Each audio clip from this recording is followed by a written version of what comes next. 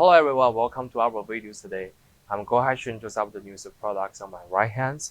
These are drink dispensers, and let me give you the overall dimensions first.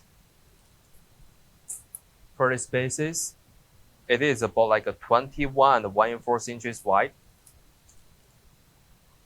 And the depths, they are almost about like a 30.5 inches deep.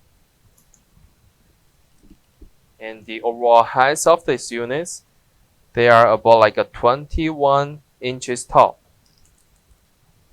And as we can see, the units coming with the two individual compartments on each side. And for these topping caps, using the stainless steels. And when we open it, we see they have a filters. And also they do have a central cylinders. Inside this one, you can put ice to keep the temperatures. And also you can see this one easy to remove and clean.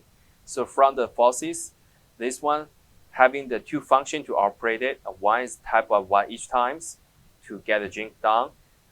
When you twist to another side to holding this faucets at the front, they can keeping the water comes out. And also the bottoms for this area, they have a small pantries.